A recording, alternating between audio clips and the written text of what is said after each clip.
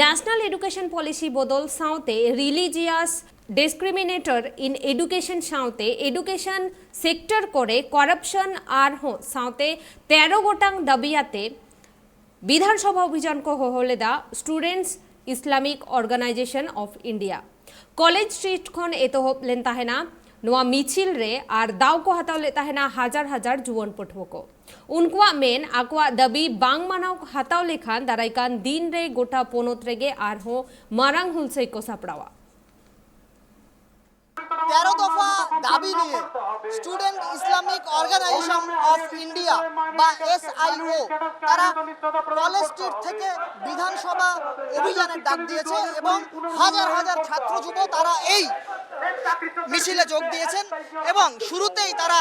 যে বিষয়গুলি তুলে ধরেছেন যে দীর্ঘদিন স্কুল বন্ধ থাকায় ছাত্রছাত্রীরা তারা গেমে আসক্ত এবং আমি আমার ক্যামেরা পার্সনকে বলবো চোখে একবার জুম করতে চোখের কোলে ছাত্রদের যে কালি পড়েছে সেটা কিন্তু তুলে ধরার চেষ্টা করা হয়েছে।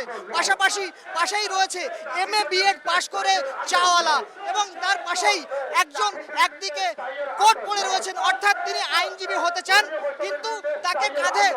কুড়ুল নিয়ে কোদাল নিয়ে তাকে মাঠে কাজ করতে হচ্ছে এবং পাশাপাশি অন্যদিকে হাই স্কুল এবং স্কুলের যে চাকরি রয়েছে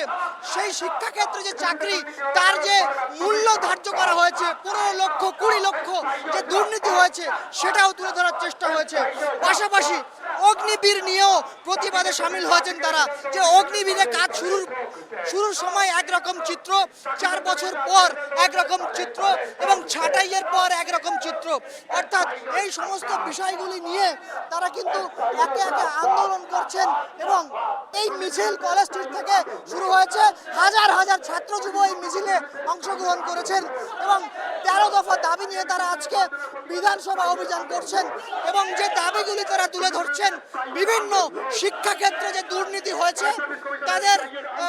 বিষয়ে সরকারের কাছে তারা জবাব চাইছে বিভিন্ন ক্ষেত্রে যে দুর্নীতি হয়েছে সেই দুর্নীতির বিরুদ্ধে আজ তারা গর্জে উঠেছে আর কি বলছেন তারা একবার সরাসরি শুনে নেব। কি দাবি রাখছেন আপনারা 13 দফা দাবি অন্যতম দাবিগুলি কি রাখছেন? আজকে student Islamic organisation of India SIO Paschimbanga শাখার পক্ষ থেকে আমরা বিধানসভা অভিযান পরিচালনা করছি।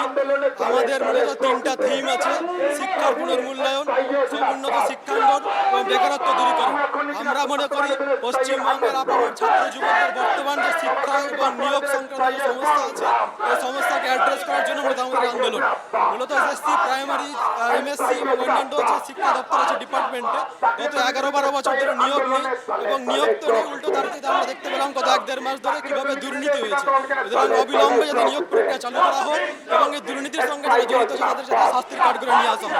শিক্ষার ক্ষেত্রে